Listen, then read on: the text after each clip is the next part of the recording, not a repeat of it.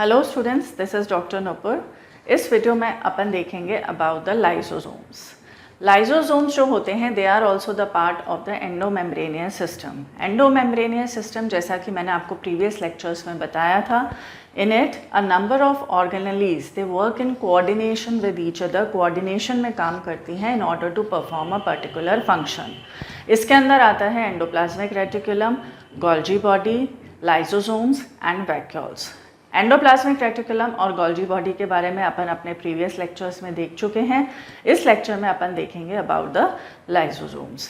Lysosomes को अलग अलग नाम से जाना जाता है। They are also called as suicidal bags, suicidal bags of the cell, or scavengers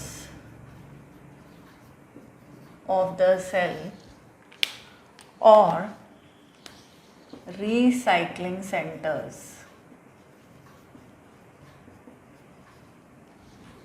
Clear? Now these are membrane bound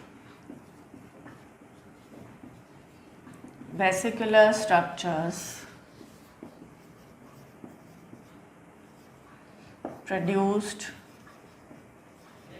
by Golgi body by process of packaging.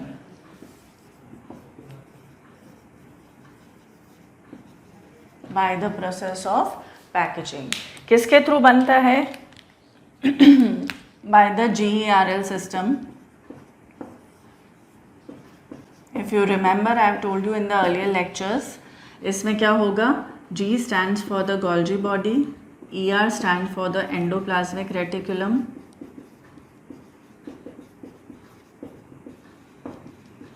and they together form the lysosome. Clear? इसके बाद अपन देखेंगे कि ये कहाँ मौजूद होता है। It is found in all the animal cells except the mammalian RBC. Found in all animal cells except mammalian RBC. mammalian RBCs के अंदर, रेड ब्लड सेल्स के अंदर ये क्या रहेगा? एब्सेंट रहेगा। जब हम प्लांट्स की बात करें तो प्लांट्स के अंदर जो होता है लाइसोसोम एब्सेंट रहता है। इसी का फंक्शन कौन परफॉर्म करता है? It is perform by the vacuoles, because plants have a large central vacuole, तो वो ये परफॉर्म करेगा फंक्शन इसका। देन इसके अलावा जो होता है प्लांट्स के अंदर स्फीरोसोम्स मिलते हैं, which I have told you earlier. उनको हम प्लांट लाइसोसोम्स भी कहते हैं, because they also consist of the lytic enzymes. तो वो वहाँ पर लाइसोसोम का काम करते हैं। They are generally found in the oily seeds. Oily seeds के एंडोस्पर्म में ये जो न्यूट्रिटिव टिश्यू होता है उसके अंदर पाए जाते हैं। So this was about the presence और absence of the lysosomes. Now lysosomes, जैसा कि मैंने आपको बताया, सिंगल मेम्ब्रेन बाउंड स्ट्रक्चर है। So lysosome is single membrane bound structure that is filled with hydrolytic enzymes. इसके अंदर क्या भरे रहते हैं? हाइड्रोलाइटिक एंजाइम्स भरे रहते हैं। Now these hydrolytic enzymes which are present in the lysosomes, they are active at the acidic pH. So these hydrolytic enzymes are often called as acid hydrolases, as they are optimally active at acidic pH approximately of 5. Clear? तो acidic pH में क्या रहेंगे, these will be active. अब कौन कौन से इसके अंदर हाइड्रोलाइटिक एंजाइम्स हैं, hydrolytic enzymes present in it are carbohydrases that digest carbohydrate,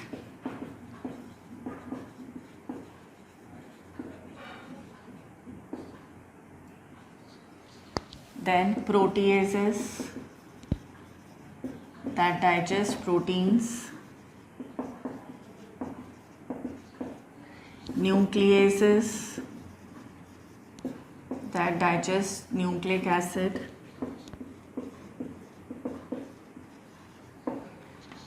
lipases that digest lipids and so on।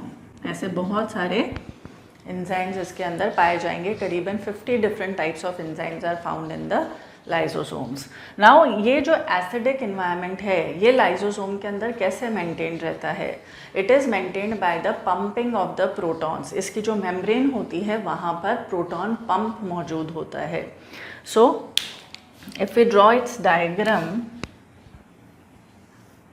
now if we look at the structure of the lysosome, this is single membrane bound structure. The inside part is known as the lumen and outside is present the cytosol. Now what happens, inside of the membrane of the lysosome there is the lumen filled with the hydrolytic enzyme. ये hydrolytic enzymes जो होंगे they will be active at the acidic pH, और ये acidic pH जो होगा ये कैसे maintain रहता है, by the pumping of the protons। Protons की पंपिंग होगी, जब भी प्रोटॉन्स की पंपिंग होगी तो ATP का क्या होता है, break down into adenosine diphosphate and inorganic phosphate, यानी ATP कंज्यूम होगा and as a result the proton will be pumped into the lumen of the lysosome. Clear. Now अगर बाय चांस जो लाइसोसोम है उसके जो एंजाइम्स हैं वो बाहर साइटोसोल में अगर लीक कर जाएं तो फिर क्या होगा, उस केस में ये जो एंजाइम्स हैं ये इतने एक्टिव नहीं रहते हैं। क्यों? क्योंकि बाहर का जो पीएच है दैट इज़ नियरली न्यूट्रल, 7.2 का पीएच रहता है साइटोसोल का, इसीलिए ये वाले जो एंजाइम्स हैं hydrolytic enzymes of the lysosomes they are not so active outside in the cytosol. Clear? Note it down. Now lysosome is also called a polymorphic organelle. So we can call lysosome as a polymorphic organelle. Why it is so? Polymorphic इसलिए कहा जाता है because it plays different physiological roles. Different physiological roles. अलग अलग type के lysosomes देखने को मिलेंगे। सबसे पहला जो मिलता है that is the primary lysosome. Primary lysosome कौन सा होगा, जो बिल्कुल न्यूली फॉर्म लाइसोसोम है which is form by the GERL system, that is known as the primary lysosome. इसके अंदर जो एंजाइम्स मौजूद होते हैं वो इनएक्टिव फॉर्म में रहेंगे। So let us note this down. This is a newly formed lysosome. Newly formed lysosome by GERL system. Clear? And it consists of inactive enzymes, or the enzymes here are present in the inactive form. Second जो आते हैं that is the secondary lysosomes. Secondary lysosomes जो होंगे they consist of the enzymes in their active form and they will bind with the material to be digested. So secondary lysosomes क्या हैं, they consist of active enzymes and bound with the material to be digested, with the material to be digested. Clear? अब जब जो भी material ingest हुआ है वो किससे सराउंडेड है, लाइजोसोम्स के थ्रू। इसको हम क्या कहेंगे, secondary lysosomes. Why, because they consist of the active enzymes. Active hydrolytic enzyme secrete करेगा जिससे कि वो मटेरियल डाइजेस्ट हो गया। डाइजेस्ट होने के बाद जो भी सब्सटेंसेस हैं, न्यूट्रिएंट्स जो हैं, that will be absorbed by the cell and the undigested material will be thrown out of the cell by the process of exocytosis. So ये तो डाइजेशन की बात हो गई है। अब थर्ड केस जो आता है that is the tertiary lysosomes. Now what are tertiary lysosomes? They are also known as the residual body. इनको हम residual body भी कहते हैं। They consist of the undigested material. Consist of undigested material to be thrown out of the cell. To be thrown out of the cell by process of exocytosis, cell vomiting. If you remember, we have studied this in bulk transport. Now fourth type के जो आएंगे that is the autophagosomes. Autophagosomes क्या होंगे, basically they digest the cell organelle. Old या dead जो cell organelle होगी उसको ये क्या करते हैं, सराउंड करते हैं। They secrete the lytic enzymes and they digest it. तो will right here they are associated with digestion of cell organelle, that is old or dead, by their lytic enzymes. Clear? So these are the four types: primary lysosomes, secondary lysosomes, tertiary lysosomes, autophagosomes. Clear. Now tertiary lysosome जो है residual body को बाहर फेंकना ज़रूरी है। अगर residual body जो है या रेजिडुअल जो मटेरियल है वो बॉडी के अंदर या सेल के अंदर एक्यूमुलेट होता रहेगा, then it will lead to the process of ageing. Clear. बहुत सारी इससे डिजीजेस, स्टोरेज डिजीजेस हो जाती हैं जैसे कि पॉलीनेफ्राइटिस, और भी बहुत सारी डिजीजेस होती हैं which are associated with the malfunctioning और improper functioning of the lysosomes, जिसमें आता है आर्थराइटिक जॉइंट्स हो गए, इसके अलावा लंग फाइब्रोसिस हो गया। तो residual body should be thrown out of the cell by the process of the exocytosis. इसको अपन डायग्राम के थ्रू अब देख लेते हैं।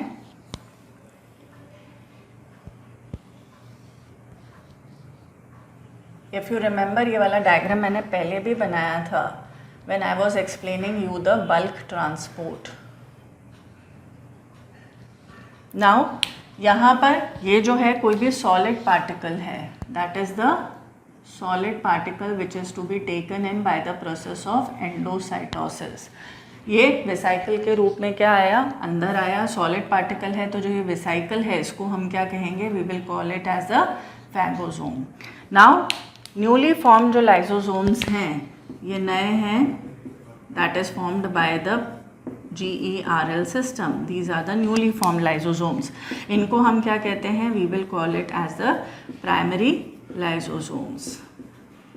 इनके अंदर जो एंजाइम्स है वो कौन से फॉर्म में रहेगा, इनएक्टिव फॉर्म में रहेगा। अब जब ये फैगोसोम को घेर लेंगे, when they will surround this phagosome or the material to be digested, clear. तो फिर ये क्या करते हैं, जब ये इसके साथ एसोसिएट हो गए, जिस सबस्ट्रेट को इसने क्या करना है, डाइजेस्ट करना है, उसके साथ जब ये एसोसिएट हो जाएंगे, now they will be refer to as the secondary lysosome. इसको अब हम क्या कहेंगे, we will call it as secondary lysosome. Understood. अब जो मटेरियल डाइजेस्ट होना था वो डाइजेस्ट हो गया है, न्यूट्रिएंट्स अब्जॉर्ब कर लिए गए हैं, तो बचा खुचा जो है that will be represented by the residual body. So this is the residual body. इसको हम क्या कहते हैं, which consist of the undigested material, इसको हम क्या कहेंगे, we will call it as the tertiary lysosome और the residual body, that is it is associated with aging.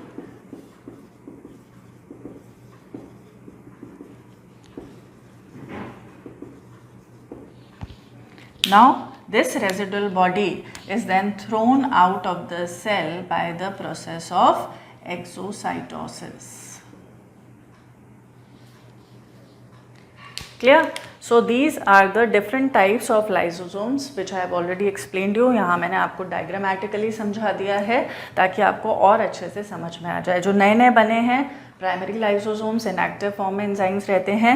जब ये किसके साथ एसोसिएट हो गए हैं, फैगोसोम के साथ या जो भी मटेरियल है to be digested, then it will be known as a secondary lysosomes. यहाँ पर एंजाइम्स अपने एक्टिव फॉर्म में रहेंगे, डाइजेशन परफॉर्म करेंगे, and the material, undigested material, that is known as the residual body or the tertiary lysosomes, that will be thrown out of the cell by the process of exocytosis. So this was all about the different types of the lysosomes. Now let us discuss the functions of the lysosome. सबसे पहला जो आएगा इसके अंदर, that is the intracellular digestion. Intracellular digestion. Intracellular digestion की जब हम बात करें तो इसके अंदर इंक्लूडेड होता है हेट्रोफेगी एंड ऑटोफेगी. हेट्रोफेगी मीन्स, फेगी मीन्स होता है digestion. Clear? Heterophagy means the digestion of the foreign particles which are taken in by the process of endocytosis. Pinocytosis भी हो सकता है अगर liquid particle है, और phagocytosis भी हो सकता है अगर solid particle है. तो heterophagy में क्या होगा? Digestion of foreign material taken in by cell by process of endocytosis. Clear? Autophagy के अंदर क्या होगा?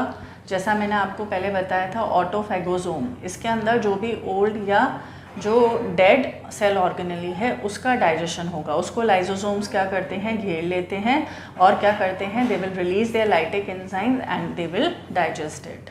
क्लियर? ये ओल्ड और डेड ऑर्गेनेली के केस में तो होता ही है, लेकिन जब स्टारवेशन के कंडीशन में हो सेल, ठीक है, उसके लिए फूड अवेलेबल नहीं हो, उसको न्यूट्रिएंट्स नहीं मिल रहे हैं, उस केस में भी अपनी ऑर्गेनेलीज को क्या कर लेता है? डाइजेस्ट कर लेता है. तो ऑटोफैगी के अंदर क्या होगा? डाइजेशन ऑफ ओल्ड और dead cell organelle also occurs during starvation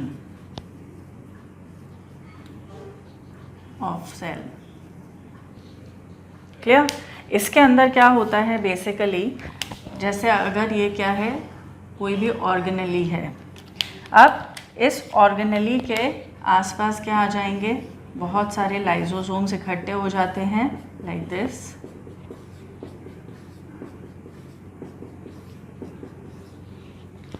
क्या? अब ये जो लाइसोसोम्स हैं ये क्या करेंगे? They will fuse. जब ये फ्यूज होंगे तो एक ये डबल मेम्ब्रेन बाउंड स्ट्रक्चर बना लेंगे यहाँ लाइक दिस.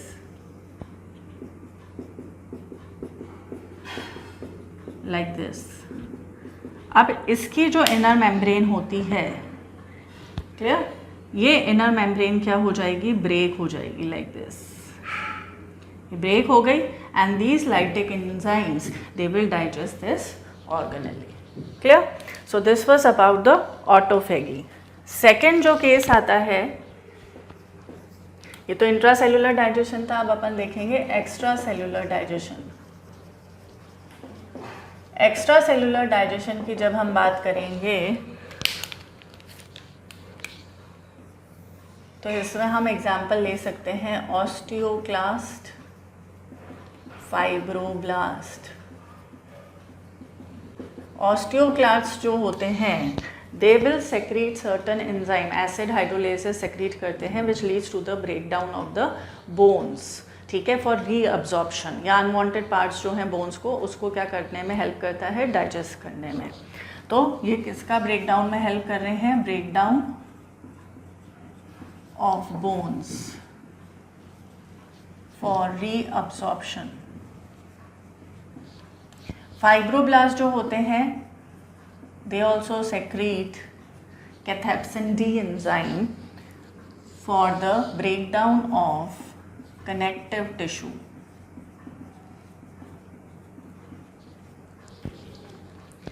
क्लियर? तो ये दोनों ही किस में हेल्प कर रहे हैं, एक्स्ट्रा सेल्यूलर डाइजेशन के अंदर। नाउ थर्ड जो केस आता है दैट इज ऑटोलाइसिस। ऑटोलाइसिस और ऑटोफेगी, पहले तो आप इसमें डिफरेंस देख लीजिए। ऑटोफेगी तो क्या हो रहा है, ये इसको क्या कर रहे हैं, घेर के आक्रमण कर रहे हैं, क्लियर, इसको घेर लेते हैं और फिर इसको डाइजेस्ट करते हैं, दैट इज ऑटोफेगी। ऑटोलाइसिस में क्या हो गया, जो लाइसोसोम है वो खुद ही बर्स्ट हो गया, उसका ही लाइसिस हो जाएगा। जब जितने भी सेल के अंदर लाइसोसोम्स हैं उनका सबका लाइसिस हो जाएगा तो फाइनली क्या होगा कि सेल खुद भी क्या हो जाता है, खत्म हो जाता है। इसीलिए इसे क्या कहते हैं, suicidal bags of the cell.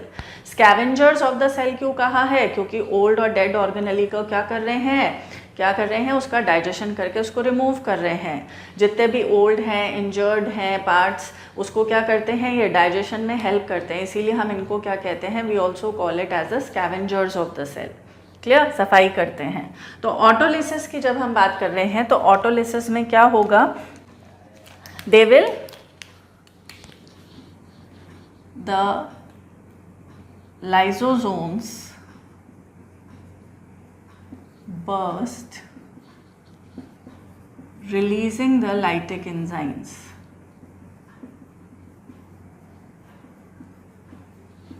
and digesting the cell.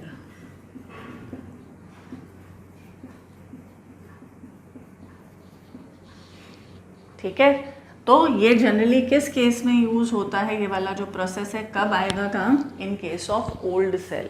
तो वहाँ पर अगर इसका डाइजेशन कराना है तो that will occur by the process of autolysis. तो एक तो हो गया ओल्ड सेल के केस में, एक आ जाएगा अनवांटेड ऑर्गन्स ऑफ एम्ब्रियो के रिमूवल में। इसके अलावा आ जाएगा tail of tadpole of frog during metamorphosis। Metamorphosis में क्या होगा, जो टैडपोल है वो किस में कन्वर्ट हो जाता है, चेंजेस आते हैं इसमें और it will convert into the frog. तो टैडपोल में तो टेल मिलती है लेकिन फ्रॉग में जो है टेल नहीं पाई जाती है। तो ये जो टेल होगी it will be digested by the process of the autolysis. So ये कहाँ पर है, डाइजेशन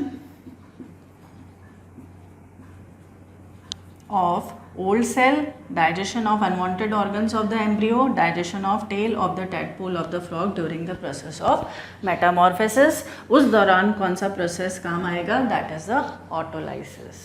ठीक है, so this was all about the functions of the lysosomes।